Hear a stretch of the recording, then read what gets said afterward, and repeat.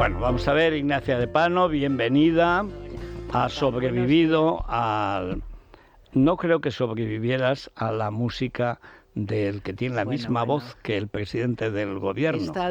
Sí, es increíble, ¿no? Yo solo podía pensar con cierta lástima esa madre con esos dos hijos con esas voces. Y con ese cerebro. Bueno, Maite Rico, bienvenida, pero creo que has rescatado, yo lo leí en su día, he rescatado en la crítica del Hoy de Badajoz a la actividad, digamos que artística, de este sujeto que no sabía dónde estaba la oficina, con razón porque no la hubo, no dice dónde estaba el sueldo, no se acordaba absolutamente de nada. Trabajaba? No conocía, dice, a uno, le habían dado un nombre. ¿Y quién es ese? Pues la verdad no lo sé. Y luego además se pone estupendo con la jueza. Encima es igual de macarra que el hermano. Que le dice la jueza, pero usted... ¿Tendrá subordinados? No. Yo no tengo colaboradores. Tengo colaboradores. Sí, pero luego no sabía ninguno tampoco. Claro, pero le quiere plantar ahí la superioridad moral de la izquierda. Ahí yo pensé, porque yo decía, no se puede ser tan tonto. No se puede tener un abogado que no se prepare las cosas. Y yo creo que es que directamente le da igual. Sí, es igual que el hermano.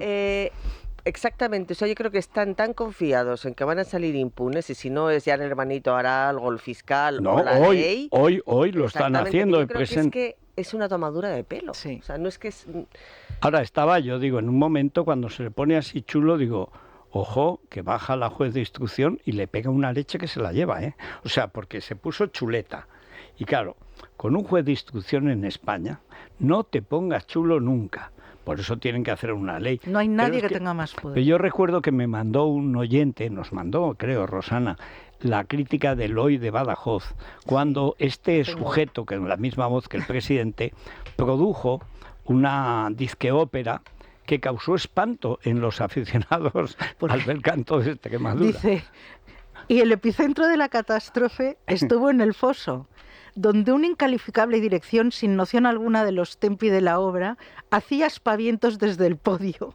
A una orquesta amplificaba que impedía oír a los cantantes. O sea, la orquesta iba a tal volumen que los pobres cantantes no podían... No llegaban. Decía, ni siquiera al coro se le puede escuchar en los fortísimos, porque para fortísimo los de la orquesta, en un yo más incomprensible que fulminó la parte vocal de la obra.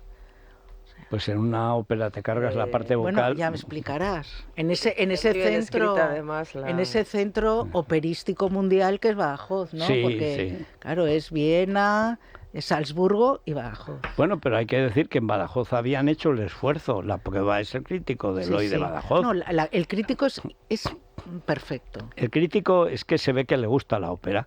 Y luego... Bueno, aparte, son cosas básicas. O sea, la orquesta tiene que tocar un poquito más bajo. Vamos, porque es que si no oyes. Porque si no, los pobres no se les oye.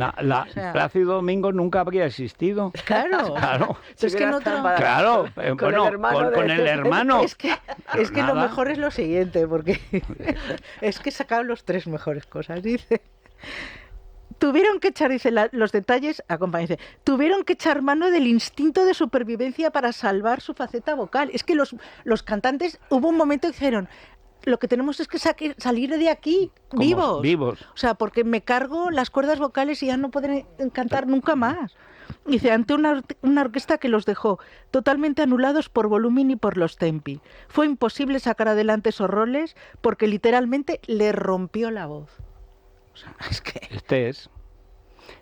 Bueno, hoy hay dos noticias al respecto que yo creo, tres realmente, ¿no? Primero, lo que ha sucedido este fin de semana en Extremadura, y es que Gallardo ha ganado en esas primarias y no es el candidato de Sánchez. Pero es el delincuente, porque no se le puede llamar protodelincuente, para ser precisos, proyecto de delincuente, proyecto muy avanzado de delito, que puso a este inútil. Efectivamente. A hundir la ópera. Cosa que es llamativa, ¿no? El hecho de que sea la persona que pone a este inútil, como dices tú, a dirigir la obra, pero al mismo tiempo no sea el candidato del hermano, ¿no? Bueno, yo no estoy seguro de que no quisieran borrar una huella. Bueno, de repente apareció una candidata ahí extraña, que aparecía ahí que no tenía... Pero y no era Diana Morant, que no saben dónde ponerla. Pero hoy Voz Populi y El Debate publican dos informaciones que creo que son interesantes al respecto. Primero, la primera de ellas la publica entre ambas aguas en el diario El Debate. Él explica cómo Sánchez pues montó un acto en Elvas, precisamente cuando se estaba mudando el hermano allí a esta localidad portuguesa para no tener que declarar.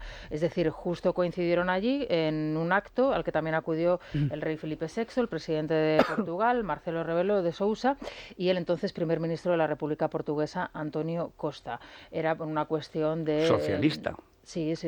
Y era, se produjo el 1 de julio del año 2020. Bueno, hay que decir que en Elvas es donde se lava todo el dinero de todos los negocios conjuntos, sobre todo inmobiliarios hispano-portugueses. Y ahí es donde lavaba el dinero Aldama. Cuenta entre ambas aguas que el acto, el evento público, fue celebrado en un castillo medieval que curiosamente se encuentra muy cercano al inmueble, el maravilloso y fastuoso inmueble que tiene vivienda de cerca de 550 metros cuadrados, que tiene el hermano de Pedro Sánchez en esta misma localidad.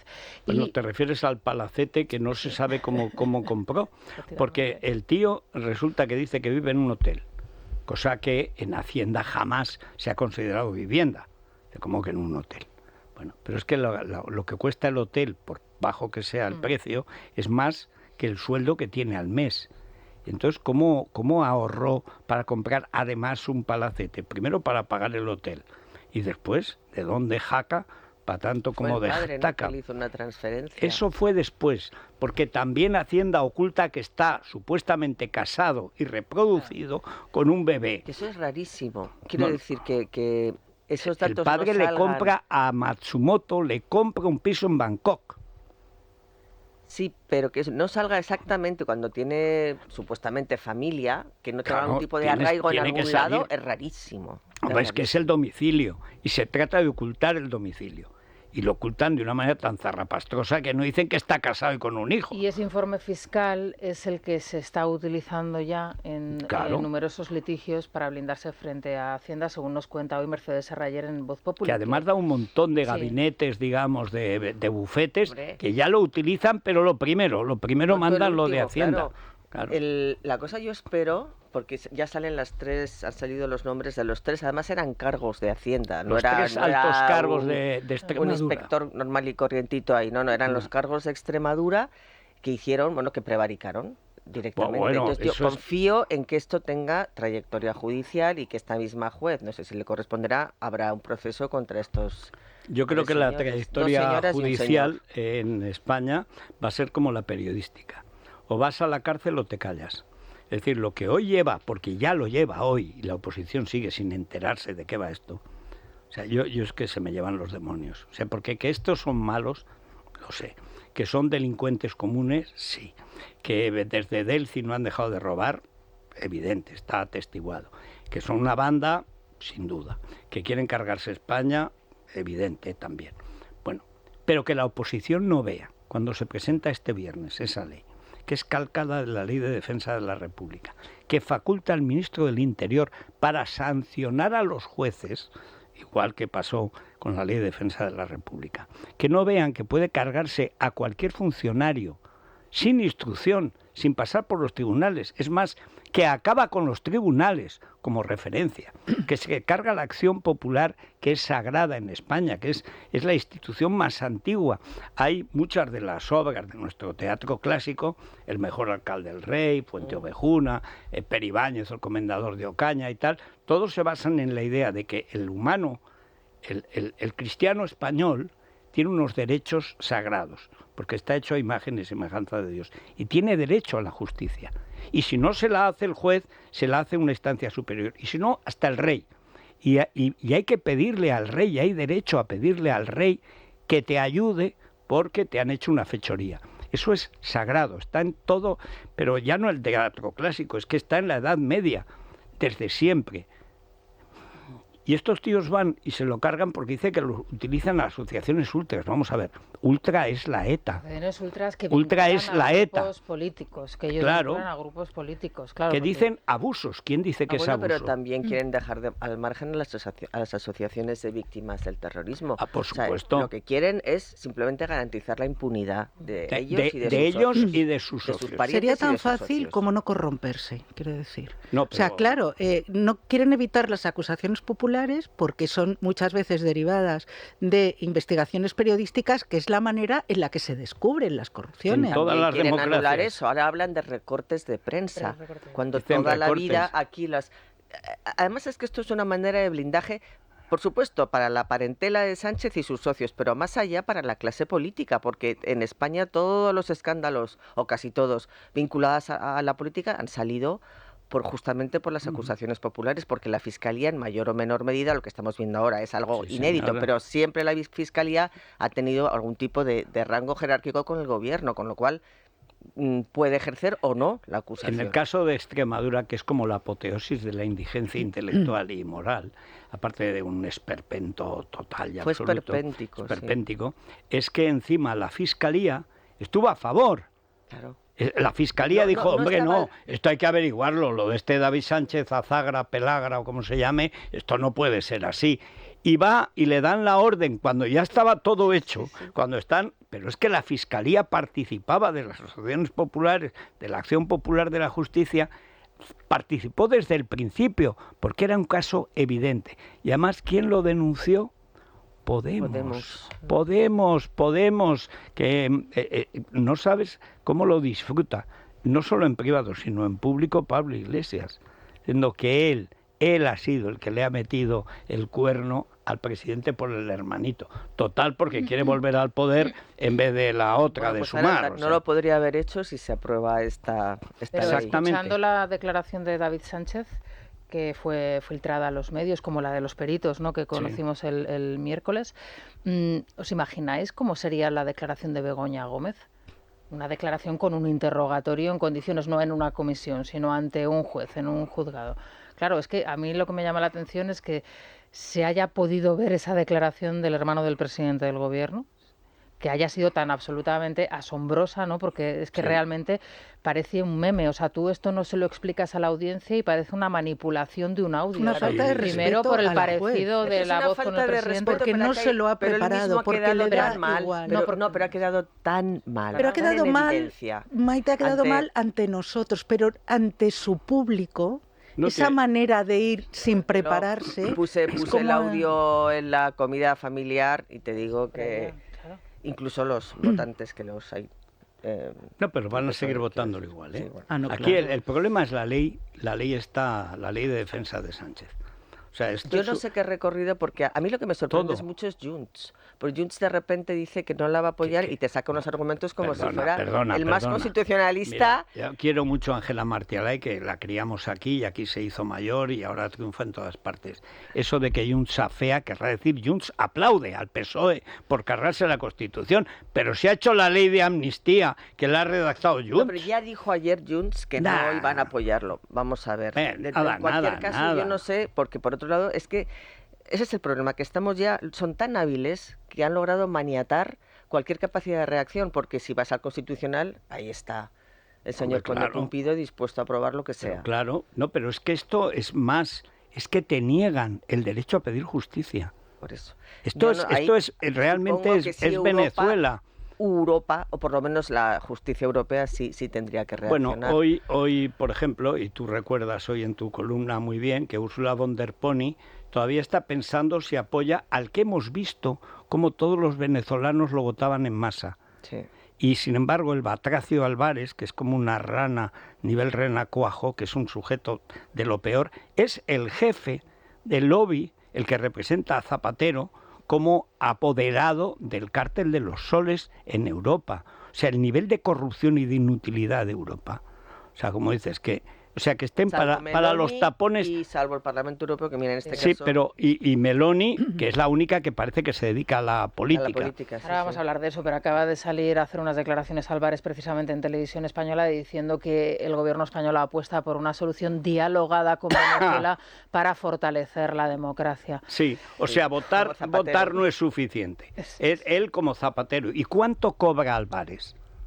Porque esto, o sea, el narco paga. ¿Plata o plomo? Si no quieres plomo, plata. Siempre. ¿Por qué? Porque así te tiene pillado. Dice, no, lo harán gratis. No, gratis no. O sea, el delincuente no quiere que le hagan favores gratis. El delincuente quiere poderlos cobrar. Eso ha sido así siempre y en esto también. Sabemos la millonada que ha hecho Garzón, no sabemos la millonada que tendrá Zapatero. Sus pero hijas ¿cuántos ya están haciendo business ya están? en Sí. Venezuela. Pero incluso hay una de las cosas que no tiene objetivamente la menor importancia de la explicación del presidente de la Diputación, que me llamó la atención por lo que es de simbólica de su actitud mental ante la ley, dijéramos, porque cuando le preguntan a los periodistas, pero se le ha preguntado, no ha sabido responder por cómo fue el procedimiento para la creación de su puesto y tal. Sí. Y dice el presidente de la Diputación, bueno, se enteró por email, además cómo se va a enterar y cómo se va a crear, no será mirando los catálogos del Aranzadi amarillos llenos de polvo, con un asco por el Aranzadi, cuando Sí. el Aranzadi, hasta que ha habido informática, no tenía ningún polvo en ningún despacho de abogados sí. de España, porque era donde estaban toda la jurisprudencia española. Es decir, pero hablaba el Aranzadi con auténtico asco, porque odian la legalidad. Y odian la gramática. Exactamente. Es que no pueden con ella. No La quieren el pulcritud, Aranzadi. sí. El Aranzadi es el La Estado de institucional. Derecho. El Aranzadi es la civilización. Bueno, y que son muy y guarros, no lo quieren. que son muy guarros, que no limpian. Si hay algunos, si tú ves tú cuando ves al pelagra dices, ¿se habrá duchado hoy o tampoco? Porque hay algo desaseado, así como Sánchez va siempre maniquí, el hermano no, El hermano Es que va parece de que ha bohemio. dormido vestido, Es que va siempre. de bohemio. Bueno. Y soñador. Pues será del, parte del narco, sí. del cartel de los soles, Federico, de Zapatero, de Sánchez, de Maduro, vamos a hablar en unos minutos, pero antes nos vamos a las clínicas CRES, si te parece. Fundamental. Antes para ¿Sí? la A ver. juez, qué bien, cómo se nota cuando una juez Es bueno. o un juez se prepara el caso, porque fue exactamente a los puntos que tenía que esclarecer. Siempre nos habían hablado muy bien, no Sí, teníamos de la ni jueza idea de la Viedma. juez Viedma. Antes de conocerla, cuando sale el nombre, pues lo primero preguntas, ¿y este juez y esta juez por dónde va? Y dice, no, es una persona de mucho prestigio, joven, pero de mucho prestigio en Extremadura. Oye, pues Y es una bofetada para un juez joven. para un Que juez se de ha matado instrucción para en sacar la España, oposición. que Oye, venga. Y mucha tener seguridad, enfrente un con mucha chulo que se seguridad está- también, un chulo Total. colocado. que un se chulo lo han colocado. trabajado, que se lo han trabajado, Vamos. que es que los jueces trabajan, es que para hacer una sentencia, para poner una sentencia hay que trabajar. Estos mandres no han trabajado nunca. En fin, vámonos a las clínicas CRES. Tenemos clínicas en Madrid, Valencia, Zaragoza y Palma de Mallorca. Son expertos en medicina regenerativa celular y esas dolencias articulares que tanto nos agobian y nos pueden incluso, fastidiar la vida, ¿no? Porque Sí, son muy fíjate, dolorosas. hoy con las heladas y en la Sí. semana de heladas que nos viene. Sí. Cruje sí. todo, te levantas y hace... ¿Y esto qué será? ¿El Cre- Estado de Derecho sí, el crepitar. o es mi El espalda? crepitar de... Sí, sí. En fin, la artrosis, el desgaste. Las lesiones deportivas también, Federico. También. Vamos a dar el teléfono, 91 445 0004, 91 445 0004, y además por ser oyente de Es Radio, y digo Es Radio, así Sí. insisto, porque solo si eres oyente de radio vas Sí, a es que tener si un no, no te descuento en tu enteras de tratamiento, nada. si no, no, y además que no te hacen el descuento. Solo por el descuento ya merece la pena. Sí, sí. Y sin el descuento también, ¿eh? No Sí, vayan pero a oye, pensar. si uno es materialista No, y busca el beneficio propio, con, pues con ánimo de lucro. con ánimo de lucro, Sí, con ánimo, señor, sí, sí, estamos señor. por el Pues lucro, yo con estamos. ánimo casi de idolatría el Colacello y a la princesa de Asturias. Sí. Es imposible estar mejor, pero imposible. Qué maravilla. A mí me representa, yo decía el otro día, a mí Leonor me representa. Ayer decía un idiota, han puesto todos los trolls y tal. Pues es muy poco democrática la monarquía. Hombre, mira tú lo que acaba de descubrir, y Velázquez pintaba. Hombre, claro, si fuera democrática no sería monarquía, socenizos. Pero hay una cosa que se llama la Constitución, que hemos votado todos los españoles democráticamente, el 90% que establece la monarquía parlamentaria como nuestra forma de Estado. ¿Qué es lo que se quiere cargar este tío inútil? Claro, ¿tú has visto a las hijas de este Merluzo? No, ¿verdad? Bueno, tampoco Bueno, creo que tengan la culpa, ¿eh? las hijas no sé, pero yo cuando veo a la hija de nuestros reyes, ¡ah! ¡Qué maravilla! es que España es muy guapa, España es muy bonita, España es fantástica.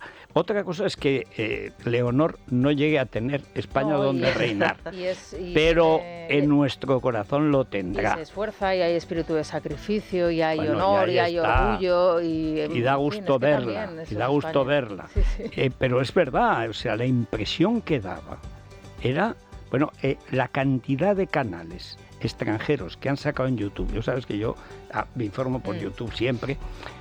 Tenemos como 1 millón de seguidores. Pero es porque la cantidad, y además yendo al detalle, pero además muy cuidados, emocional. No había más. Están Kate Trump y Leonor de España. Además es Leonor of Spain. ¿Y cómo estaba el rey? Bueno. Y la reina. Y la reina, Leticia simpática. Sí. Leticia. Y padres totalmente como padres, claro. Venga, pues el Colacel. Colacel. Y por lo bien que hace la Casa Real las grabaciones, Sí, lo hace muy bien, señor. Bueno, seguimos de rebajas en el Corte Inglés. Estamos con las rebajas del Corte Inglés todavía. ¿Te acuerdas que te conté yo el otro día que había comprado? Yo no paro de comprar el Corte Inglés. En cuanto me dejan, voy directo. Que había encontrado unas lentejicas que me desaconsejó Rosana, sí, nunca lo hiciera. Te desaconsejé no cenar lentejas. Comí ayer. Es que son de Cascajares, además, que las vende el Corte Inglés, perfectas, con verduras, sin chorizo, ni estas cosas que repiten, que yo creo que ibas por ahí un poco, un poquito flatulentas y tal. No, porque son, pero perfectas. Bueno, si quisieras replicarlas en casa, Federico, tenemos Menaje del Hogar con unas rebajas estupendas. Ahora que lo dices. Una cazuelita tampoco. Una batería de cocina por piezas sueltas del Corte Inglés al 50%. Por ejemplo, para calentarla. Eso es, claro. Para sacar al chef que llevas dentro, Federico, y para que tus presentaciones queden perfectas hasta el 50%, una selección de menaje de mesa y decoración, también una selección de juegos de cama, fundas nórdicas, edredones, fulares, 50%, y también una selección de sofás, que hasta el 30% de descuento, que es pieza fundamental en la casa, para luego rebajar las lentejas y pasar tardes de manta y peli. Bueno, las mejores rebajas del Corte Inglés en hogar hasta el 28 de febrero en tienda web y en la aplicación. Bueno, vamos a ahorrar un poquito más en la Mutua. Bueno, el tiempo, como decimos, es un tiempo de pasmo total a juego con la situación general. Heladas, estamos a 0 grados en Madrid ahora, estamos a 2 bajo cero esta mañana. ¿Dónde hace buen tiempo? Pues en Canarias, lo normal, 23 grados en Las Palmas de Gran Canaria. ¿Y dónde hay más frío? Pues en Teruel. Hoy iguala la plusmarca, no ha superado, la plusmarca creo que es de Soria, pero ya el hermano Teruel y la hermana Soria ya se igualan. 6 bajo cero. ¿Y en la bolsa, Luis Fernando? Pues tenemos que contar que el IBEX 35 amanece este lunes, esta semana, en negativo, un 0,31% abajo, 11.685 puntos para un IBEX en donde parecen solo funcionar los bancos, que ya el viernes consiguieron arrastrar el indicador a números verdes pese al signo contrario en otras plazas internacionales. Veremos cómo evoluciona la sesión y cómo encara la semana el IBEX 35. Bueno, esto solo puede anunciarse diciendo ¡au! Pues no lo podrías haber dicho mejor. Claro. Noticia de interés cultural del 11 porque hablamos de Rafa Sánchez, que esta noche hace homenaje a La Unión, la banda que lideró casi 40 años estuvo en ella. Teatro Rialto a las 8:30. Pues cantará, por supuesto, esos éxitos como Lobo Hombre en París o Vivir al Revés. La de Lobo Hombre en París se sigue escuchando. Pues es que es buenísima. Buenísima. Pero sobre todo porque ya todo el mundo ha bebido y dice ¡au! Eso es una... Ahora, que hace falta tener valor para poner eso en una letra, ¿eh? Sí. Pues la puso y acertó. Acertó. Bueno, vamos con nuestra invitada. Vamos a recibir en unos instantes a Maybor Petit, que es una periodista venezolana que tuvo que huir de Venezuela hace ya muchos años. Ella está afincada en Nueva York. Tiene un blog muy interesante que se llama Sin Filtros, donde ella informa puntualmente de todo lo que tiene que ver con la actualidad de Venezuela, también Estados Unidos, y es experta especialmente en todo lo que tiene que ver con el narco y los vínculos y los tentáculos del narco en Estados Unidos, Venezuela, España. En fin, ella es una experta en este sentido, así que vamos a hablar con ella.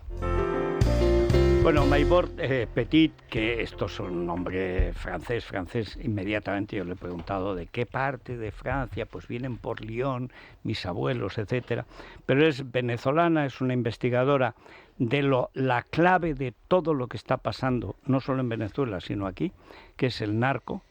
Hay que decir que hay otra gente que ha escrito libros, estoy pensando en David Placer, por ejemplo, que se ha seguido toda la santería del narco, porque es toda, igual que la Santa Muerte en el narco mexicano, que ahora se está extendiendo por Venezuela, por Colombia, etcétera.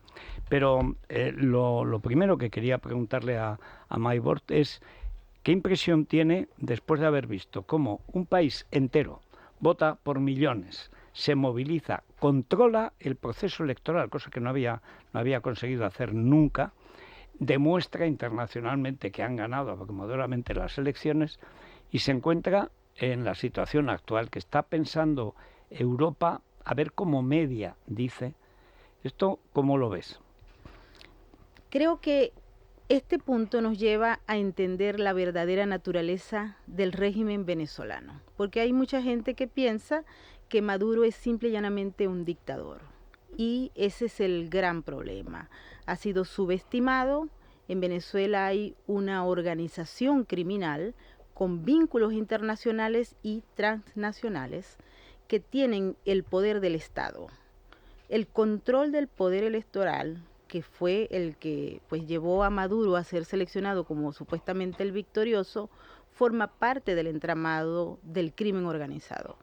Nosotros hemos desarrollado investigaciones sobre cómo se genera el poder electoral, cómo se logra el voto electrónico en Venezuela impuesto por Hugo Chávez, cómo el voto electrónico se convierte en un mecanismo que el régimen exporta para imponer regímenes de esa misma naturaleza afuera, incluyendo Bolivia y otros, pero adicionalmente a ello, cómo opera el poder en Venezuela. Hasta que no se entienda eso, no vamos a poder lograr una salida. Hay muchos problemas de entendimiento. Yo creo que esto nos permite a nosotros expandir y que la gente entienda que no es ni con elecciones, que no vamos a salir del régimen con presiones, con medidas administrativas de Occidente y adicionalmente a ello con la capacidad que tienen los líderes. Hoy vemos a Macron envuelto con Lula da Silva, el mismo Gustavo Petro, presentando un plan que ya habíamos pasado en la historia. Diálogo, conversaciones con Maduro y conversaciones con los aliados que soportan a Maduro. ¿Y quiénes son esos aliados? Que son realmente los que mueven el hilo en Venezuela. Estamos hablando de China, de Rusia, estamos hablando de Irán, que nadie lo toma en cuenta, pero ejerce influencia. Obviamente los satélites de estos regímenes como Cuba, por ejemplo, Nicaragua en menor medida, y tenemos unos inversionistas nuevos que están en Caracas en estos momentos haciendo negocios con el régimen. Estamos hablando de Turquía, que repite e invierte. Ayer hubo reuniones para entregar dinero y mover inversiones. Tenemos países del Medio Oriente y tenemos otros países que se disfrazan. Y por supuesto que tenemos también a Estados Unidos, que es quien mantiene al régimen. Ayer decía Maduro, habló de nuestros hermanos mayores, o sea, la tripleta y tal. En Estados Unidos hemos visto cómo Biden soltaba testaferros. Por cierto, creo que en tu blog uno de los que más ha seguido el caso de un testaferro célebre, el Pollo Carvajal, que yo sinceramente ya no sé de quién es testaferro, si es de Maduro aquí o de aquí en Maduro, porque nunca nadie ha estado tan protegido por los servicios de, digamos, inteligencia, aunque no son muy listos, en España, o se ha visto el nivel de corrupción que consigue el narco, porque tiene una cantidad de dinero para comprar el fiscal, el espía, el juez, etcétera, que mucha gente no acaba de asumir efectivamente lo que decía Maybord, que no estamos ante una dictadura, ni siquiera ante una dictadura comunista, que es un fenómeno nuevo, que es que una narcodictadura, como es la de Venezuela, es un fenómeno distinto y que tiene un tratamiento muy diferente. Hemos visto que en Estados Unidos, después de que Biden, dicen que por la Exxon, en fin, por los negocios de petróleo que había allí, en la práctica actuara pues lo mismo que Sánchez, y ahora que antes de irse pues recibió también a Edmundo, Trump también ha dicho que hay que hacer algo. El nuevo ministro de Exteriores, secretario de Estado de Exteriores, Marco Rubio, sí es un cubano además, y por lo tanto conoce la naturaleza del régimen. Pero tú decías antes que las presiones convencionales no van a bastar porque no entienden la naturaleza del régimen. ¿Qué tipo de actuación debería hacerse? Primero en los medios para contar lo que pasa y luego en las cancillerías y en los países que abiertamente, estoy pensando en Milei en Argentina, por ejemplo, Meloni en Italia, que es la única que en Europa está manteniendo esa postura, ¿cómo se puede ayudar al menos algo a que cambie algo en Venezuela? Mira, el día de la inauguración de Maduro, ilegal, realmente increíble para los venezolanos de adentro y los de afuera, se presentó una fotografía que hay que entenderla desde el punto de vista de Occidente. Cuando tú planteas bien que Maduro dice aquí están mis hermanos mayores, se refería a Xi Jinping y a Putin. Ahí estaba el presidente de la Duma y el presidente de la Asamblea del Partido Comunista. La Duma es el parlamento, por supuesto, putinesco de Rusia. Hay que recordar que es lo primero que hizo Lenin, cerrar el parlamento porque perdió las elecciones.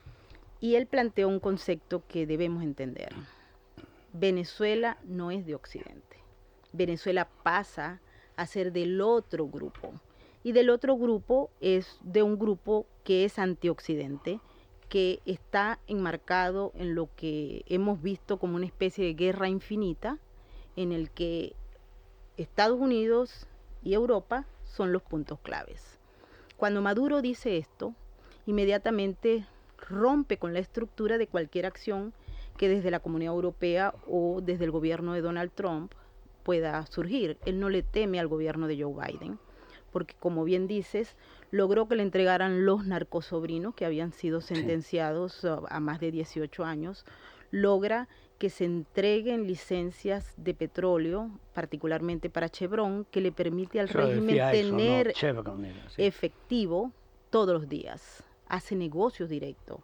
Entregan para 7 firmas norteamericanas que extraen petróleo en operatividad con PDVSA.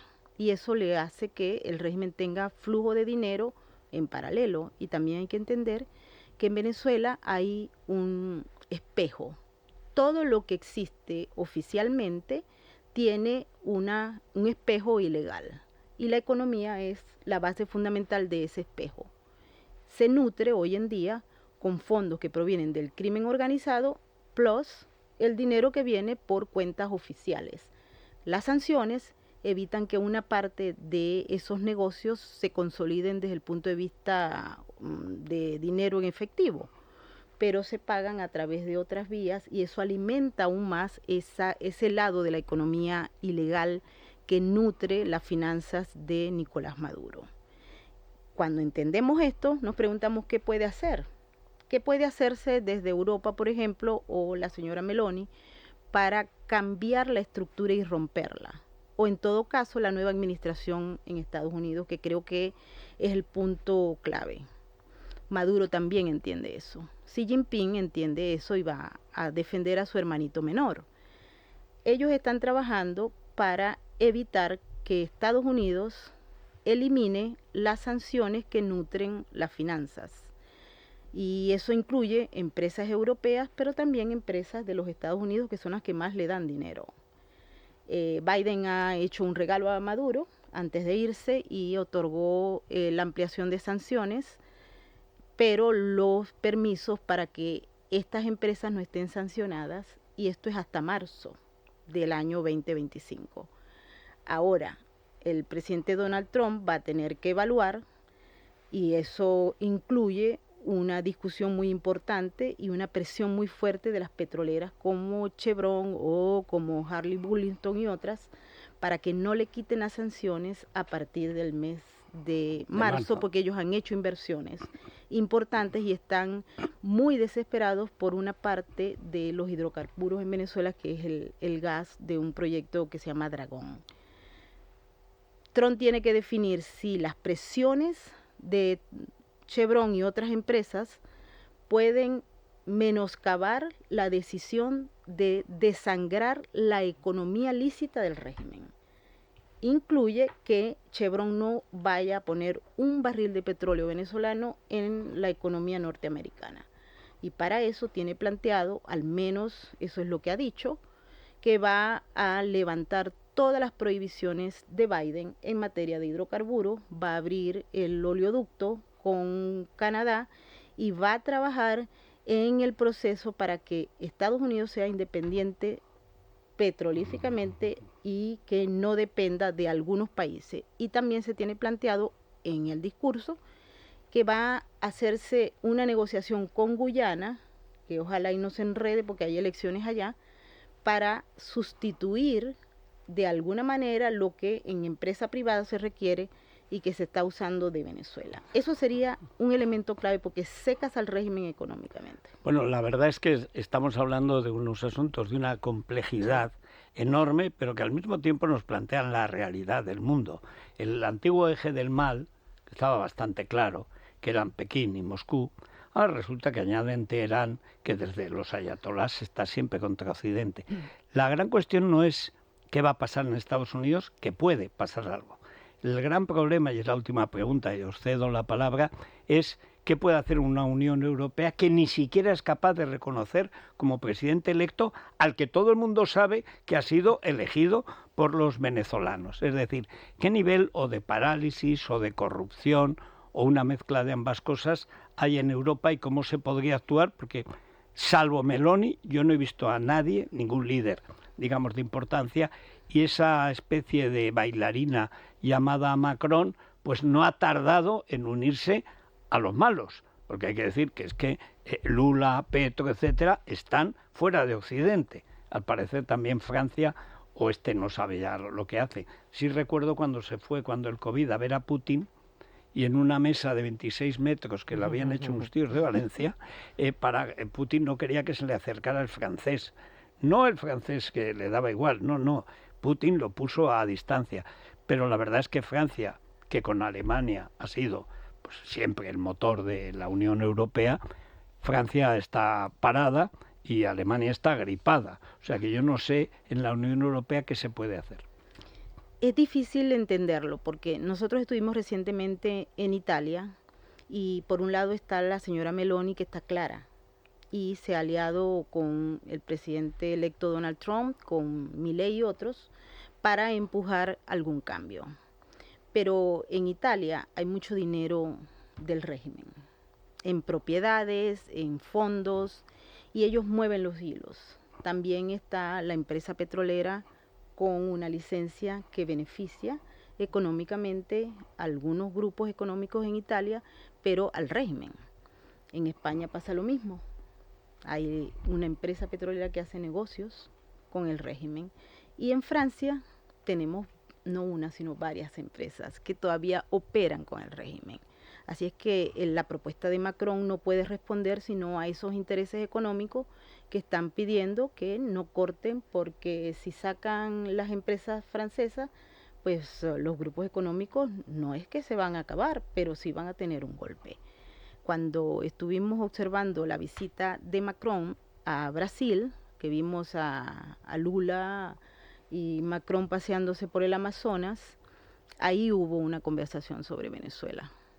Y Lula es un aliado de Rusia, de China, de Irán. Allá han llegado barcos iraníes violando las sanciones de Occidente y Rusia también está presente.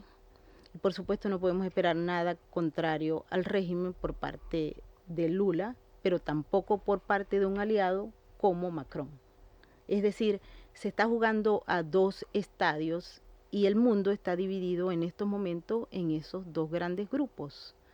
Si Macron y la Comunidad Europea no pueden enfrentarse a Rusia, China y a Irán, tampoco van a poder hacer nada en contra de Maduro, porque es exactamente lo mismo. Hay un posesionamiento de estos regímenes. De hecho, quiero compartirlo con ustedes, estuve conversando con unas de mis fuentes más importantes en Caracas que me decía, no, es que esto está un poco más complicado hoy que hace 2 días. Le pregunto, ¿pero por qué? Porque hay acuerdos estratégicos para plantear, Maduro lo ha dicho el día de la toma de posesión ilegal, que va a cambiar la Constitución. No sé si ustedes tocaron ese tema, porque quiere cambiar una Constitución que es chavista y que le ha permitido tanto a Chávez como a Maduro mantenerse en el poder de manera prácticamente hasta la muerte. ¿Por qué?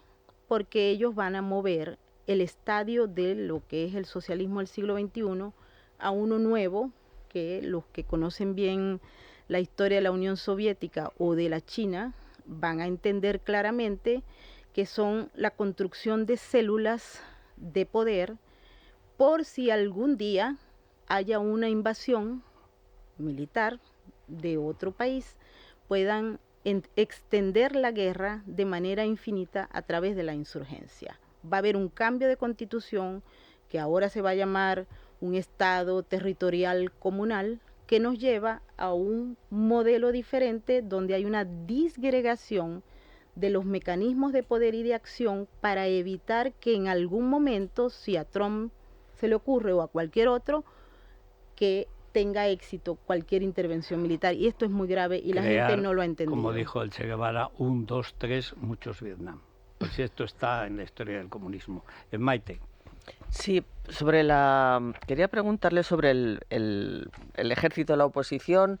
Dice, hay cierta oposición que, bueno, están esperanzados con que pudiera haber algún tipo de levantamiento o de quiebre dentro de las Fuerzas Armadas, lo cual a mí me parece realmente complicado, y es verdad que hay otras fuentes que dicen que eso no va a ser posible. Primero, porque el generalato y la cúpula forma parte de todo este entramado, y en segundo lugar porque la tropa, a lo mejor la gente que pudiera estar más descontenta, está sumamente controlada, y es verdad que la represión del régimen ha sido particularmente dura contra los militares que les han plantado cara. Entonces, ¿qué cree usted que puede pasar con las Fuerzas Armadas? Porque a veces los consideran como el único factor que puede hacer cambiar la situación.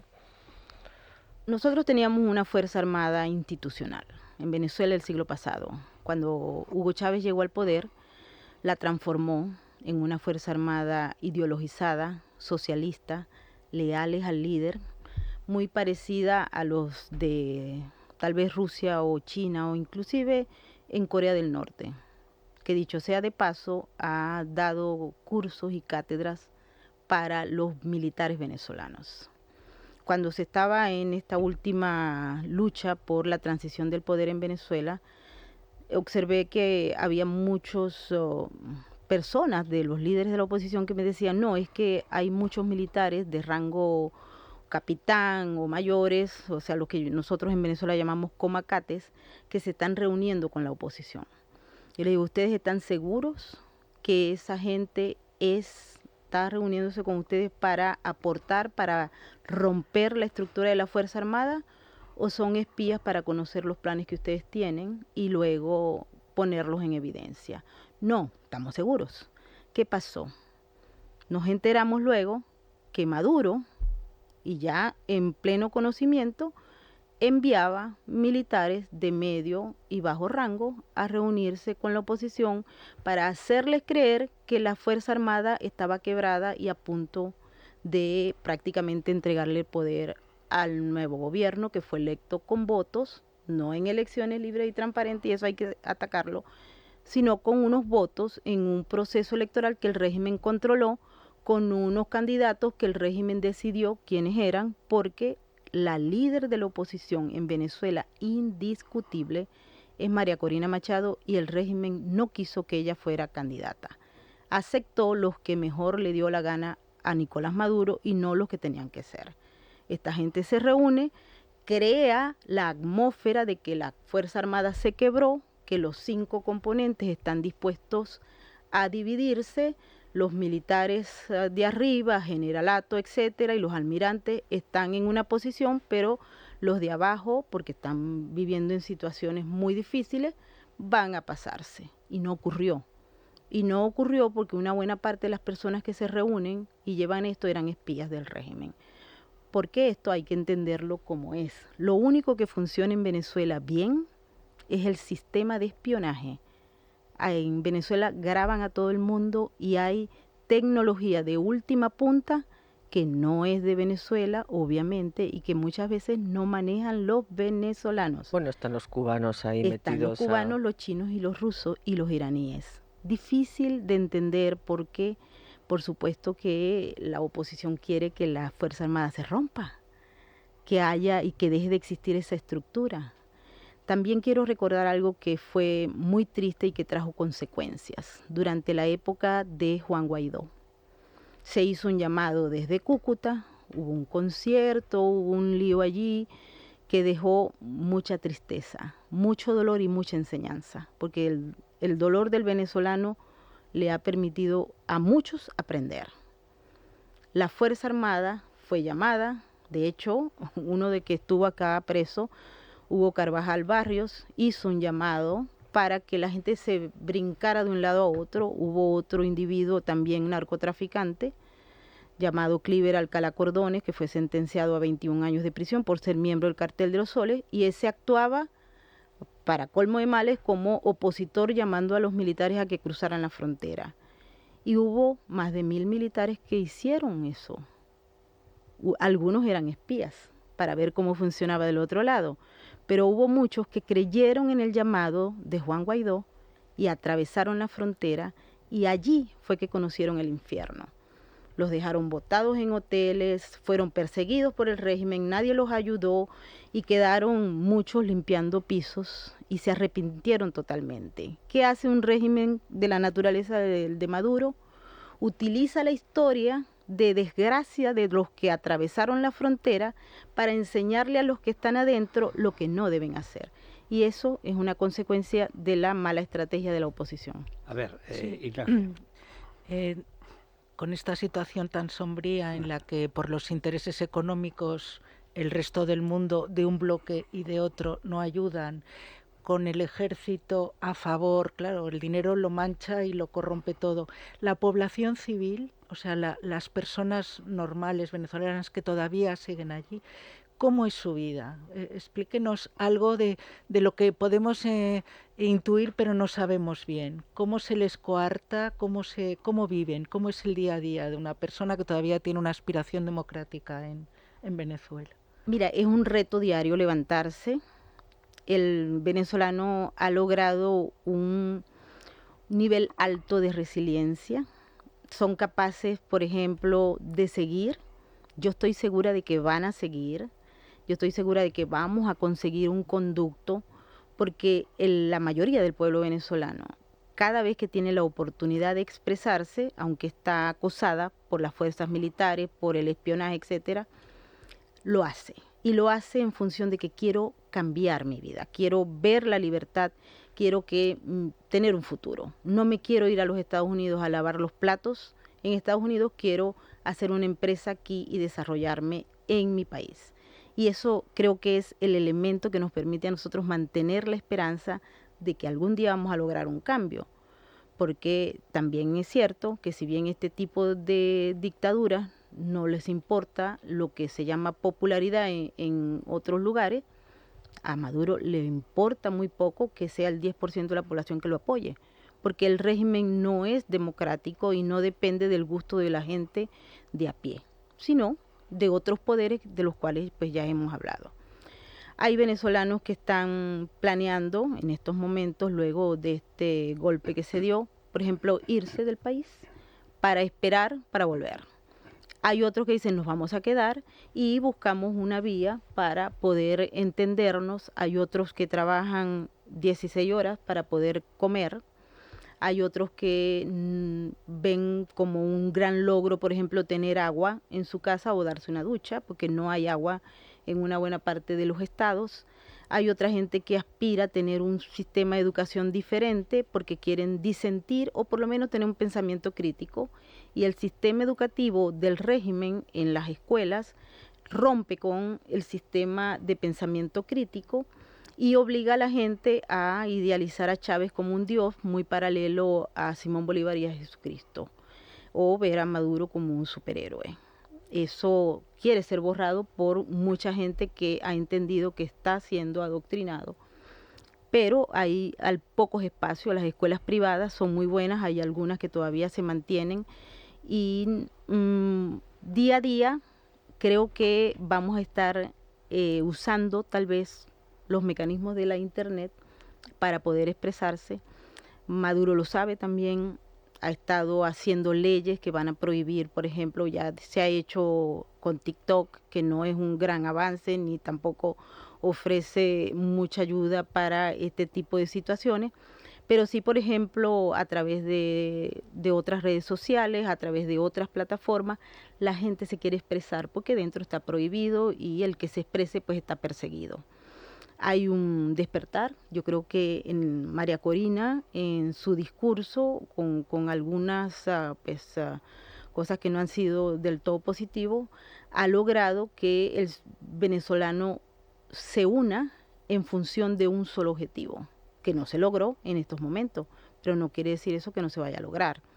Y por primera vez, luego de 25 años, siento que hay un divorcio entre una élite política vetusta, corrompida, que ha estado allí liderando procesos que no llegan a nada, unos líderes que no han servido para nada, y otro grupo. Y ese grupo, que está encabezado hoy en día por María Corina, y que no pertenece a la MUD, que ha sido realmente una parte del problema, y que hay que atender como una parte del problema, pues permite que la gente se esté uniendo. Hay una organización social maravillosa que se ha desplegado, no va a tener fondos porque el régimen aprobó una ley para evitar que esa gente reciba fondos, pero siempre se consigue el mecanismo para salir adelante. Y yo les puedo decir, los que están fuera y dentro, la resiliencia es el factor fundamental que nos va a llevar a otro estadio. Bueno, Maybord, muchísimas gracias. Ha sido un... Yo toso y todo, o sea, esto ya es... No solo debería emocionarse con Leonor, pero la verdad es que la lucha de Venezuela como la de Cuba por la libertad de todo el mundo, porque el que defiende la libertad de todos, es absolutamente emocionante, es conmovedor, es milagroso que llegaron a controlar, aun los votos del otro, supieran contarlos. Y realmente han hecho cosas que, por ejemplo, en Cuba no se han podido ni acercar siquiera. Y, en fin, además la esperanza es lo único que se pierde, o como publicó sus memorias Valladares, contra toda esperanza. Estuvo 30 años en la cárcel descalzo, así que cuando llegó a España lo que hizo fue comprarse 12 pares de calcetines. O sea, ojalá veamos en Venezuela el cambio, pero en todo caso la lucha es irrenunciable. Por eso el trabajo que estás haciendo tú, que está haciendo toda esta nueva generación, que es verdad, que es otra generación. Yo lo veo en que no toman whisky. O sea, tú cuando ves a un tío agarrado a un vaso de whisky que suele ser diplomático, date por muerto, porque no irá a ese no ninguna sirve, parte. ese no es. Ese no va. Vamos a recordar, Federico, que mañana Maybord va a participar en unas jornadas Venezuela Reflexiones tras el 10 de enero en la Fundación Universitaria Española. Ahí se va a hablar de lo que ha sucedido recientemente en Venezuela, y un día la tenemos que traer para hablar del pollo Carvajal, para hablar de Zapatero. Sí, para hablar de la pata española del narco venezolano, porque el cártel de los soles está aquí. Aquí. Muy presente, yo creo que muy merece la activo. pena. Totalmente. Sí. Bueno, y también tenemos aquí en España que ojalá, y eso sí podría ayudar a la causa venezolana, saquen a todos los lavadores de dinero que han comprado los espacios más ricos de Madrid y de todo el país, y los deporten, aunque sea, o les apliquen algún tipo de justicia, y dejen de ayudar al régimen a lavar los fondos y a recibir espías de todo tipo que están presentes no solamente en España, sino a nivel de toda la Comunidad Europea. Ojalá y así sea. Pues dicho queda, hacemos una pausa y les prometimos que íbamos a encargarnos de Valencia, porque es un desastre lo que está pasando allí, y además también por culpa de una casta política descastada y miserable.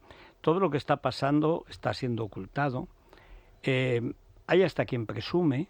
El otro día los del PP aplaudían a Mazón en lugar de tirarlo por la ventana más cercana que tuvieran. Bueno, le recibieron con aplausos sí. por inútil. Bueno, pues vamos a empezar a contar, los comprometimos, lo vamos a hacer, al menos 2 veces por semana vamos a actualizar los datos reales de la ayuda a Valencia, de la ayuda que no llega y de la situación a veces dantesca en que se encuentran muchos valencianos. Es la mañana, es radio.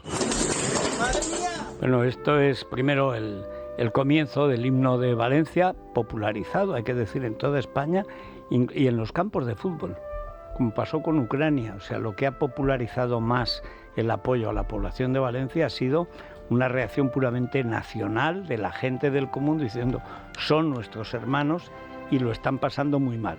Lo estaban pasando muchísimo peor. Lo malo es que han pasado 2 meses y medio, Vanessa, y vamos a actualizar, digamos, por parcelas, ¿cómo está la situación? 76 días de esos primeros audios que escuchábamos en este programa la madrugada del 29 al 30 de octubre. Esa noche Silvia estaba con sus hijos pequeños y su marido subida a una valla mientras su casa se inundaba en Paiporta. Hoy, 2 meses y medio después, nos lo cuenta algo más serena. Esa tarde nos pilló en casa porque era una tarde normal, de cole, de extraescolares y demás. Cuando quisimos darnos cuenta, el agua ya subió muy rápidamente al cuello. Salimos y nos encaramamos a las rejas de la vivienda hasta que pudieron abrir el patio de al lado y poder acceder a una altura. Cuando bajamos al día siguiente vimos la magnitud de lo que había pasado. El agua llegó más o menos 2,10 metros, 2,20 metros y la vivienda ha quedado completamente inhabitable, no se salvó nada. De hecho, bueno, la puerta de acceso a la vivienda no está, falta algún ventanal, persianas rotas y no ha quedado nada. Bueno, su voz podría ser la de los 400.000 afectados por la Dana, que no solo han perdido sus casas o sus negocios, muchos de ellos también han perdido a sus familiares. Recordamos que a día de hoy hay todavía 2 desaparecidos y que son 224 los fallecidos en esta tragedia. Hay que decir que no todos los desaparecidos están consignados. Exacto. Porque recuerdo que aparecieron 4 ilegales que no estaban entre los desaparecidos porque eran ilegales. ¿Cuántos de esos habrán y porque había que registrarlos de forma oficial, no solo la llamada al 112 valía. En el caso de la cifra de los fallecidos aumentaba hace solo 7 días, con la última muerte, la de una persona que todavía estaba hospitalizada por heridas en la Dana. Solo 62 familias a día de hoy han recibido la ayuda prometida por el Gobierno. Se están pagando, por ejemplo, antes a garajes o trasteros que a las viviendas, y hay gente que es lo que te digo, que no tenemos dónde estar. 62 familias. Y dice el supergeneral que se ha traído mazón para no hacer nada, que paciencia. Sí. Paciencia. 62 familias. Bueno, Silvia solicitó la ayuda en plazo, lo hizo el 8 de noviembre y todavía no ha recibido ni la del Gobierno, ni la de la Generalidad, ni tampoco la del Consorcio. Y aquí confluyen varios motivos. Por un lado, la dificultad en su tramitación, que ahora vamos a entrar en esto, y por otro lado, la incapacidad en la gestión y la falta de personal, porque los peritos tardan demasiado en poder ir caso a caso evaluando los daños. Esto está provocando que haya gente que está teniendo que volver a sus casas en unas condiciones de inhabitabilidad y de insalubridad totales, y de hecho en próximas secciones vamos a poder escuchar a vecinos que no pueden ni siquiera utilizar todavía los baños de sus viviendas porque están las bajantes estropeadas y que bajan a hacer sus necesidades a la calle o en baños portátiles. Esto está pasando todavía a día de hoy. Vamos a escuchar ahora a Clara María, que aún está esperando la exención del IBI, que se había anunciado que iba a ser inmediata, y también el caso de María José, que ha perdido 2 coches y una moto. Pues el perito hizo una primera visita al edificio el 15 de noviembre. Y luego realizo una segunda visita el 10 de diciembre. Me dijeron en el ayuntamiento que no se sabe cuándo van a dar las ayudas. No hay fecha. Yo tardé por el tema de las gestiones. Solicité la ayuda al consorcio el día 20 o 21 de noviembre. Me contestaron al mes siguiente, o sea, para Navidad, después de Navidad. O el consorcio me dice que tengo que volverles a reenviar toda la solicitud que les he enviado porque no pueden ver bien el correo y las imágenes que le he mandado. Mi marido lleva más de un mes con el papel firmado y él no ha visto aún un duro. Por supuesto, nos hemos tenido que comprar 2 vehículos, en la cual sí que hemos tenido que adelantar dinero para poder comprarlos. Este consorcio en teoría es el Estado asegurando que las aseguradoras cumplan con su obligación. Ni el Gobierno, ni las aseguradoras, ni nadie. Es más, se están dando situaciones tan asombrosas como que a gente que ha perdido la luz, que no tiene luz, la han puesto por no pagar la luz ese mes en la lista de morosos. Eso lo contamos aquí. O sea, para estar en la lista de morosos que te impide pedir un crédito, por ejemplo, para salir adelante, resulta que sí han sido automáticos. Pero para ayudar a la gente ni puñetero caso. 2 viviendas, es que no vemos bien, lo que no veis bien es la vergüenza que tenéis. Es decir, y luego por eso quieren acabar con la acusación popular. Porque esto es para meter en la cárcel a los mismos responsables que están quitándose de en medio gente a la que hay que pagarle para que pueda vivir. Esto se está haciendo ahora, mientras aplauden a Amazon. Y por supuesto mientras Sánchez disfruta de lo suyo. Es tremendo porque es cuando la maldad disfrazada de indiferencia se pone a gestionar lo público, en las desgracias, entonces se ve lo peor de la condición humana, aparece ahí. Esto que acabas de comentar, Federico, es precisamente el caso de Álvaro. Los ahorros han acabado. A mí ahora mismo me quedan 200 euros.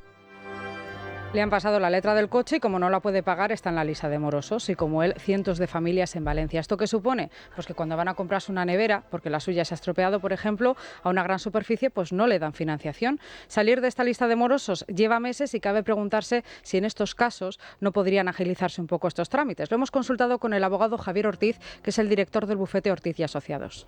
Yo no he visto que el gobierno haya entrado y no lo entiendo, porque es tan sencillo como lo que se ha establecido de moratoria para los bancos, es establecer una moratoria para las entidades financieras y además tienen un interlocutor que es la Asociación Nacional de Entidades Financieras. Eso realmente se puede hacer en días, es burocracia interna de una empresa privada. Bueno, hablábamos antes de los vehículos. En estos momentos se estima que hay 135.000 vehículos inutilizados y la mayoría permanecen apilados, suponiendo un riesgo para la salud. De hecho, ya ha habido además 3 incendios en algunos de esos cementerios de coches. Para cobrar la ayuda hay que localizar dónde está el coche. Y así nos ha contado Silvia cómo lo ha hecho. Primero fuimos a buscarlo por Campas, no lo encontramos, habilitaron 2 páginas, una de Generalitat y una de Tu Coche Dana creo que era, y ahí todos los días intentaba localizar y nada, al final, al mes y medio, a principios de diciembre, creo que fue en el puente de diciembre, lo puse y apareció en una campa, entonces nada, fui a buscarlo, enseguida lo reconocí, le hice las fotos, se las mandé al perito y ya está, pero claro, cuando el perito la primera vez contactó con nosotros, nos mandaron un correo que hacían falta fotos del vehículo, del número de bastidor, digo, ya, pero si es que la documentación del coche estaba dentro del vehículo. Bueno, esto es lo que digo, la maldad disfrazada de indiferencia. Yo conozco otros casos, porque mucha gente de Teruel vive en Valencia o tiene familia en Valencia, que le dice, es que he perdido mi coche. Mándenos una foto, dice, ¿qué más quisiera? Si es que no he perdido mi coche. No, es que sin foto yo no puedo tramitar. Momento en que a alguien se le cruzan los cables, estrangula al que no puede hacerlo y hace justicia. Es decir, esta crueldad diaria, tanto del funcionario como del medio funcionario, porque esto de los consorcios, ¿qué es? No se sabe muy bien lo que es. Eso es privado, eso es público. Lo que es una chapuza absoluta. No está funcionando la Generalidad.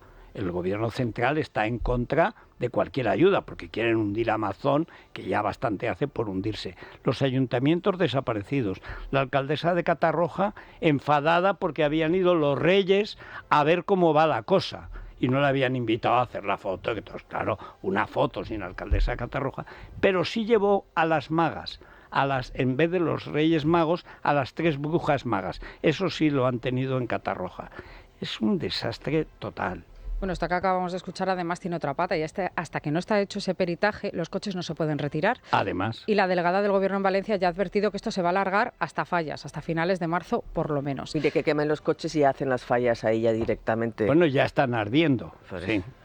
Bueno, las pérdidas en bienes asegurados se estiman en 3.500 millones de euros y hago hincapié en que me refiero a los asegurados porque como ya hemos visto en otras tragedias en nuestro país, hay muchísima gente, sobre todo en zonas rurales, que no tiene seguro. Y esto sin contar que a los excluidos por el Gobierno en esas ayudas, como es el caso de los transportistas, con los que también hablaremos más adelante en detalle, porque muchos quedaron atrapados, lo recordaréis, en la ruta, perdieron su herramienta de trabajo y también la mercancía. Estamos hablando de millones de euros. Y sin contar tampoco que el Gobierno ha excluido de esas ayudas a 28 municipios que también fueron afectados. Con ellos también hablaremos en los próximos días. Bueno, Sánchez se comprometió a dar 16.000 millones de euros en ayudas y en su balance de final de año aseguró esto. A día de hoy se han procesado 57.457 solicitudes y se ha transferido más de 690 millones de euros que están beneficiando a cientos de empresas y a unas 50.000 personas. Sin embargo, si consultamos los datos de la propia web de Moncloa, no cuadran. Vemos que solo se han presentado 29.000 solicitudes y de esas 29.000 solo se han pagado 819. Así que ¿de dónde sacó? 819. Sí, ¿de dónde sacó Sánchez ese dato? Esos 690 millones de euros y 50.000 solicitudes. Pues lo que ha hecho básicamente es apropiarse de los datos del Consorcio de Compensación de Seguros, que sí ha pagado hasta la fecha 500 millones de euros, pero que no son esas ayudas directas del Gobierno. No, es que es implacable el tío. Es un monstruo. Es un monstruo. Bueno, el debate que se plantea no es tanto la eficiencia de estas ayudas, que ya hemos visto, ya hemos comprobado que no llegan, sino su eficacia una vez que se vuelva a la normalidad. En este punto es interesante fijarse en qué hacen otros países donde son frecuentes este tipo de catástrofes naturales. Por ejemplo, Estados Unidos cuenta con la Agencia Federal para el Manejo de Emergencias, lo que se llama la FEMA, y coordina la respuesta económica y legal a desastres y emergencias nacionales y sirve, por ejemplo, para ayudas inmediatas, como por ejemplo para comprar comida. El caso de Japón, que es otro de los países mejor preparados ante este tipo de catástrofes, primero porque sus infraestructuras están diseñadas para resistir lo máximo posible, pero sobre todo porque tienen una cultura de la preparación con una educación pública en este sentido, con simulacros habituales y además un buen sistema de alerta. De esto no estamos viendo que haya planes, sin embargo, sí que la reconstrucción de muchas de las zonas afectadas y la ayuda está corriendo a cargo de la inversión privada. Lo estamos viendo, por ejemplo, en el caso de la ayuda humanitaria, que está corriendo a cargo de particulares, de las donaciones de los españoles, también la que está prestando Amancio Ortega, o la reconstrucción de parques infantiles que está llevando a cabo Juan Roch. De esto también hablaremos próximamente. Y conviene recordar que además contamos con el precedente de otros casos, como es el caso de La Palma, que ya hemos contado en este programa, que muchas de las ayudas no han llegado, o el caso de Lorca. 3 años y 10 años de lo de Exactamente, que fue en 2011 y aún sufre las consecuencias de las ayudas que sí llegaron, las del consorcio. Nos ponía en alerta en este programa la portavoz de la plataforma de afectados, Gloria Martín. Esas cantidades complementarias eran subvenciones públicas. Pero eso es algo que no se le explicó a la gente, no se le explicó a los vecinos. Simplemente se les mandó una carta diciendo, por parte del consorcio te hemos otorgado lo que fueran, los miles de euros que fueran.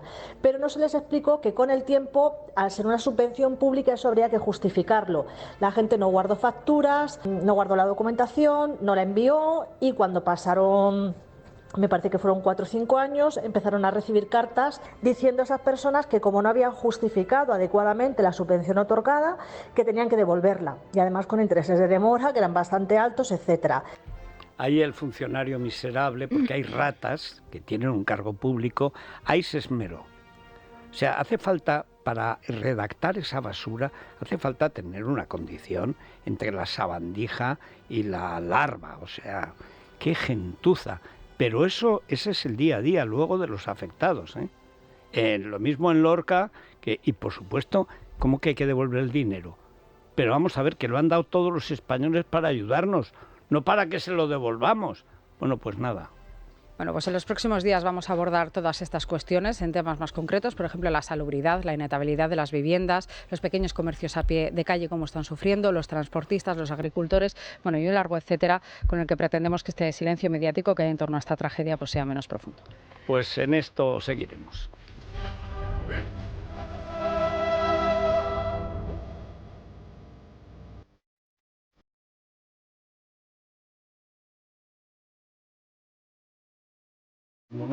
De momento visca el Corte Inglés, que es de lo poco que funciona. Claro, es que en la capital, gracias al cauce de Franco, no ha habido ni un muerto.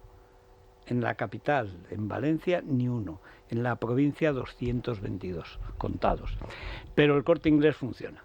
Funciona, y funciona Blancolor también en el Corte Inglés. Fíjate. Ya estamos en la época de Blancolor, 50% de descuento en una gran selección de fundas nórdicas, juegos de cama, edredones, también en toallas de baño, en albornoces y hasta un 50% también, en una selección de manteles, cojines, cortinas, alfombras y mucho más. También en muebles de dormitorio y en colchones. Aprovecha el mejor descuento solo hasta el 28 de febrero con Blancolor en la tienda, en la web y en la aplicación del Corte Inglés. Pues nada, una pausita. Sí, y corriendo a las noticias, porque hay novedades. Más novedades. Bueno, Alberto Núñez Feijóo acaba de dar una entrevista, posibles adelanto electoral, posible moción de censura, en fin, el apoyo de Junts. Hay un dicho clásico, el que tiene hambre sueña bollos. Sí, y algunos no sueñan otra cosa. Es la mañana de Federico. Bueno, vamos a ver la última nunca sabemos qué es lo que ha pasado, lo que hace el gobierno, lo que no hace la oposición, y tenemos novedades, aunque a mí me suenan a antigüedades. A ver, Silvia. Bueno, pues estamos muy pendientes de la reaparición del presidente del Gobierno. Va a estar a las 12 en la clausura de ese foro sobre vivienda, quinto pilar del Estado de Bienestar, así le ha llamado el Partido Socialista. ¿Cuáles son los otros 4? Bueno, pues esa es una buena pregunta que podría responder también el presidente. Óscar López. Bueno, pues está organizado por el Ministerio de Isabel Rodríguez y ahí veremos si por primera vez el presidente se enfrenta también a las respuestas o a las preguntas, mejor dicho, de los periodistas relacionadas con esa proposición de ley registrada el pasado viernes en el Congreso por su grupo parlamentario. Hasta allí nos vamos a ir. Está ya siguiendo en directo ese foro nuestro compañero Luis Díaz. Luis, muy buenos días. Sí, ¿qué tal? Muy buenos días. A eso de las 12 de la mañana está previsto que Sánchez clausure este foro de la vivienda. Como bien comentabas, el presidente del Gobierno va a estar acompañado con hasta 10 ministros, entre ellos Pilar Alegría, Ángel Víctor Torres, también de Isabel Rodríguez, que ha sido la encargada de abrir este acto, donde ha asegurado que la barra libre no funciona. Pide un servicio público blindado frente a la privatización. La ministra ha vuelto a poner de ejemplo, cómo no, a Cataluña frente a la Comunidad de Madrid.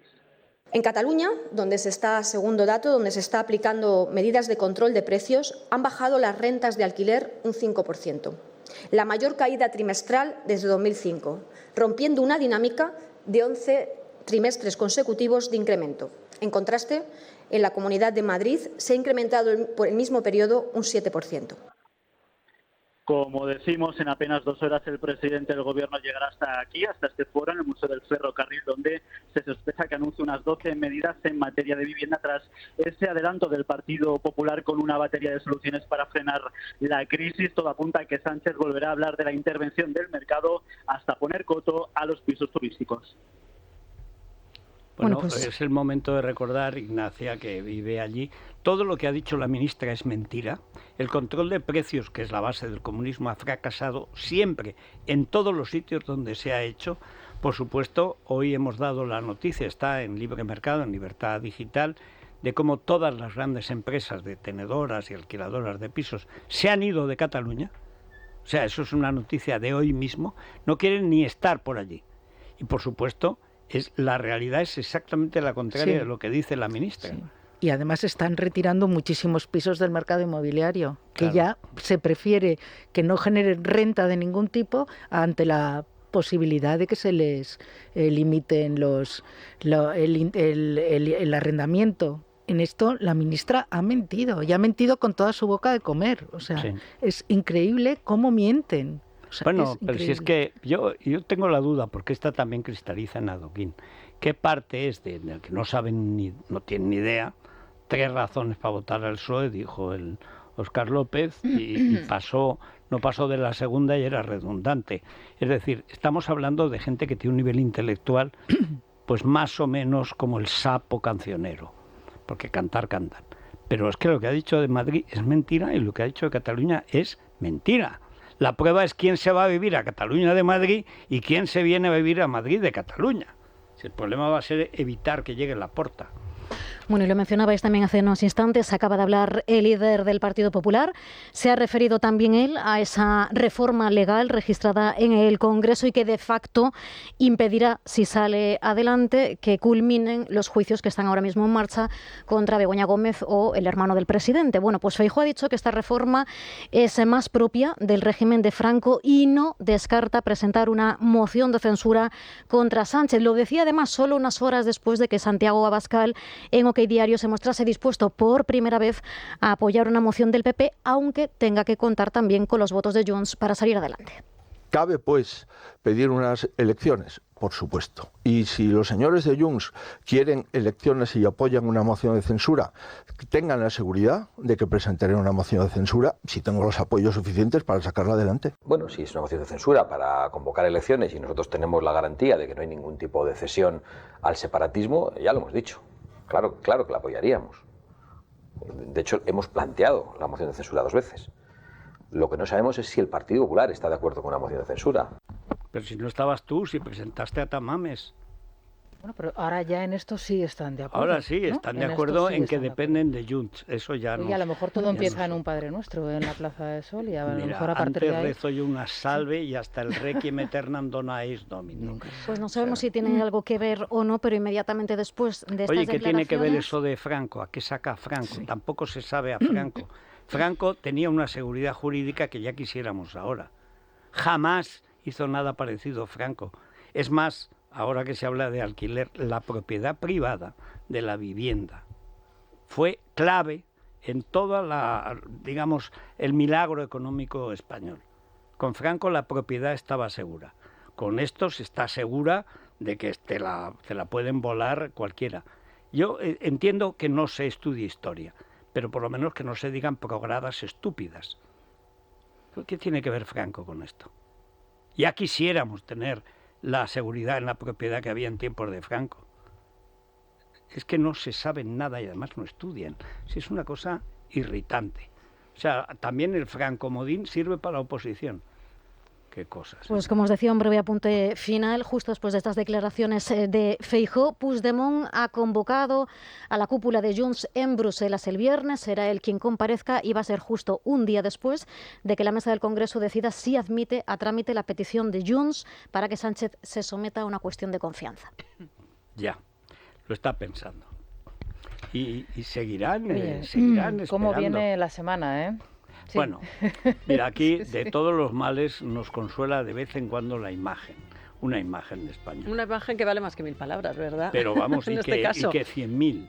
todo lo que podemos decir es poco en comparación con lo que vimos este sábado, esa retransmisión que se hizo del momento en el que Leonor, del largo momento en el que Leonor y toda la tripulación del Juan Sebastián Elcano zarpan con destino en primer lugar hacia Canarias y después a recorrer el Atlántico, y esos reyes emocionados allí en el muelle, Federico, la mano de 2 o 3 detalles, la mano en la cintura del rey, en el momento en el que la reina ya directamente se le escapa la lágrima, el teléfono que saca el rey del uniforme y se pone a fotografiar a su chica, como dice luego Leticia desde la fragata cuando siguen ¿Dónde esa está comitiva. mi chica? Dice llorando. ¿Dónde está mi chica? ¿O cuál es mi chica? ¿No? Bueno, pues eso tenemos que contarlo en nuestra crónica rosa, ¿no? Y además todo lo que hubo, además en la jornada anterior, la comida en uno de los restaurantes de Cádiz. Tenemos que hablar también de otra familia real, aunque en este caso, bueno, familia así como de medio pelo, que es Filiberto de Saboya. La otra crónica destapaba este fin de semana, este sábado, esa relación que tiene con la tigresa Azcárraga. Adriana Bascal, la viuda del tigre Azcárraga, porque una es viuda ya para siempre, aunque haya tenido 2 matrimonios y media relación después. Villalonga, otro señor francés, y el cuarto no llegó a casarse. No, este se quedó en el camino. Bueno, pues han sido pillados en el desfile de la moda flamenca. Y ella iba disfrazada de Juanita Reina, ¿no? Ella iba de Rocío Peralta, que es la diseñadora amiga que la ha hecho de Cicerone por la capital andaluza estos días. No, Rocío Peralta está muy bien, pero ella iba de Juanita Reina. Bueno, es una señora muy guapa, tiene 54 años, 51. Yo ya no sé cuál 70. Yo ya no sé cuál es. Es del 70. No sé. Pues 55 va a cumplir. Tiene una colección de botas alucinante. Aquel que ibas a decir de Botox. No, de botas. En Emily in Paris, la serie esta que es, como yo digo, un pecado en el que caigo y vuelvo a caer a pesar de ser malísima y demás. Las botas que saca Emily in Paris, muchas de ellas son de la colección de Adriana. Espectaculares. Un espectáculo, sí. Y después usadas. No, las usa en la serie. No, las usa en la serie. Pero vale, perdón, pero que no. Las usa bastante, sí. Porque recorre muchas escenas de segunda mano. Yo vi como 20 minutos de esa serie. Un placer culpable. Me pareció tan abominable. No, culpable puede, pero placer. Lo hizo con la serie Emily in Paris. O sea, te hacían un recorrido. ¿Sabes lo que ahora se lleva mucho esto, no? Sí. Bueno, pues es una manera pasear original al tonto del pueblo. Pues yo era la tonta del pueblo en París, en Montmartre, y me iban llevando a los sitios de Emily in Paris. Pues aquí se queda con su amiga. Aquí es donde se para y se compra un pastel. Eso es falso. Entonces yo era la tonta. Imagino que además París paga, claro. O sea, tiene que pagar, porque el homenaje que le hace a la ciudad y todo lo que enseña... A mí lo que me asombra de Adriana Abascal es que recuerdo cuando la vimos de largo, es decir, tumbada, cuando se queda viuda. Sí, pues en el barco. Pone en venta. En el barco en el que muere él, el barco, por cierto. Exactamente, donde él había, en fin, finado, y aparece con una tripulación que ni los de Valentino. Ella, que estaba rotunda, en esa época no le faltaba una curva, pero ni media tampoco. Vertical, no. Horizontal, que no podía estar más horizontal, en brazos de la tripulación, y decía, tal, menganita, pone en venta su yate, y aparecía el yate, la tripulación y Adriana Abascal, que estaba imponente, pero que no se parecía a esa cosita delgadita que aparece ahora. Por eso yo es que no la reconozco. Y una noticia más. Estamos pendientes del estado de salud de Alma, la hija de bebé, el bebé de Anabel Pantoja. Conocíamos por el programa Fiesta que había sido ingresada el viernes y que toda la familia de Anabel se ha desplazado hasta Gran Canaria, a la isla en la que ella reside y en la que ha sido ingresada en el Hospital Materno-Infantil la criatura de apenas 40 días. Están allí Isabel Pantoja, el tío Agustín, está Kiko Rivera, está Isapi. Todos. Está Belén Esteban. Bueno, Belén Esteban creo que volvió anoche en vuelo regular desde el archipiélago. Mandarle todo nuestro cariño. Sabes que es un personaje muy de nuestra crónica rosa, que entra, sale, del que hemos hablado bien, del que hemos hablado mal, pero que en este momento lo que necesita es todo nuestro apoyo, Federico. Bueno, y sobre todo tenemos que hablar de la princesa. El eco internacional que han tenido esas imágenes, eso no hay campaña, ya puede Pedro Sánchez pagar lo que pague al Economist, que el eco, las imágenes de la princesa, que ahora ya es Leonor of Spain, The Beauty of Spain. Bueno, es impresionante, pero impresionante. O sea, no hay posibilidad ni de que hacerlo mejor, ni de que tenga tanto eco, porque a veces haces una cosa bien y no te hacen caso. Es que ha sido espectacular. O sea, le ha ganado a Kate Trump en YouTube. Hay más vídeos de Leonor que de la nieta de Trump, que es una cosa también tremenda. Por cierto, que tiene los músculos que os gustan a vosotras. Tiene unas espaldas que parecen las de Leticia. Escala. Sí, señor. Es la mañana. Es radio.